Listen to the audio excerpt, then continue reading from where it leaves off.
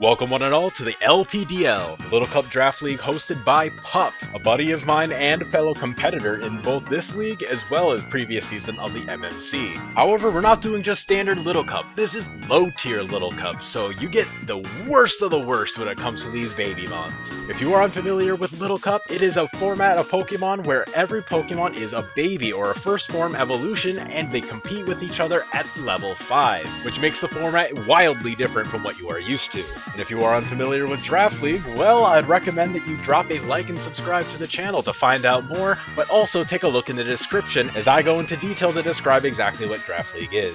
But of course, to start us all off, we really wanted something that would be a good low-tier Little Cup mon. And with some of these to choose from, including me being later in the draft, there was a very low chance that I would get the mod that I wanted. However, it actually got to me pretty quick, as I got Gible as my round 1 pick. Sure, Gible has a 4x weakness to ice, however, it still gets its signature Scale Shot Swords Dance set, which is even better in Little Cup because multi-hit moves always round up when it comes to damage, and thus it does incredible amount of damage to these low HP mons. Add that on top of being a very solid dragon type and with a good move pool, Gible is a very solid high tier, low tier mod. And next up for my round 2, I wanted something to be able to pair up with it defensively while not sacrificing my offense. So of course that's why I got Litten. Litten is essentially Baby Incineroar, however it does not have its signature dark typing, which is very sad because that also means it doesn't get knockoff. However, it does still get some amazing utility such as Parting Shot, U-Turn, and Fake Out, so thus it's a very good pivot mon with Intimidate and can always get very reliable damage off, including its solid speed stat. But speaking of speed, nothing trumps our next pick,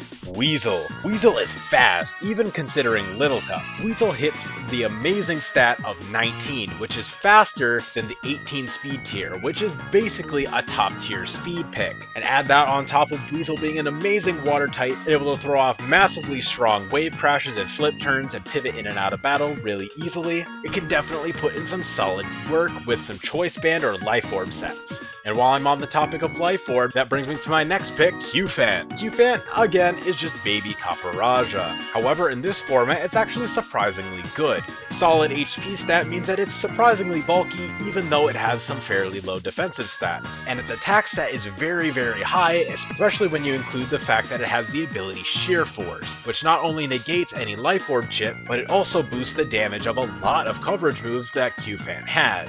This means it can be a solid breaker. And up next for my next pick, I really wanted a Ghost type, just so that I would have a way of beating one of the best mons in this format, the Munchlax, and that would be Sinistea. Sinistea, while it does not really tank hits very well, it can at least switch into normal types. And while Shell Smash is sadly banned, it still gets some very solid coverage, alongside Calm Mind being able to allow it to still set up pretty easily with a Calm Mind and weak armor set. And then right after Sinistea, I wanted to get a Terra Captain, and I wanted to get a tier 3 Terra Captain and a tier 5 Terra Captain, just so that I would have one fairly high tier Terra Cap. And of course, I wanted to go with Execute. The main reason I wanted to go with Execute is I wanted a grass type, but I also didn't want the weaknesses.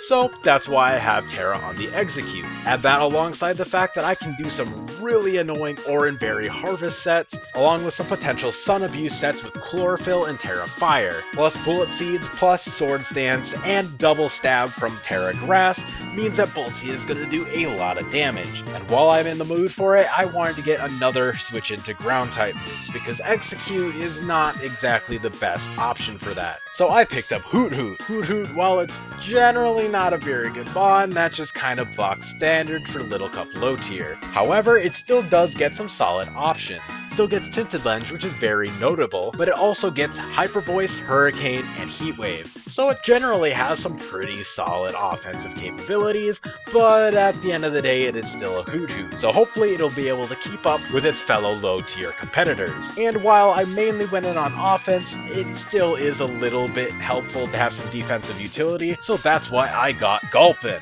Gulpin is again not a very good mon, however it is a perfect candidate for Eviolite, as Sticky Hold allows it to never lose its Eviolite, making it incredibly hard to break down. However, of course that does mean he doesn't get any form of reliable recovery, like with leftovers or a berry, but you take what you can get. Add that alongside the fact that Gulpin has some solid utility when it comes to Encore and Yawn, it can do a solid job tanking hits. And next up for my second to last Pokemon, I got Cleffa. And while you would think, oh, Cleffa is just baby Clefable, you're kinda right, but at the same time, not really. It can still do some solid stuff with Magic Guard. It does not get Clefable's Unaware ability, which can really suck, especially considering Unaware would be really good in low tier, because setup moves are very, very strong. But hey, Cleffa still gets an amazing move pool, so generally speaking, it's not the worst thing in the world. But what really is the worst in the world are the tier 5s, the land where Feebas and Snom live. So of course I didn't get either of those, but in all honesty, Feebas is unironically a good tier 5 mon when you look at it.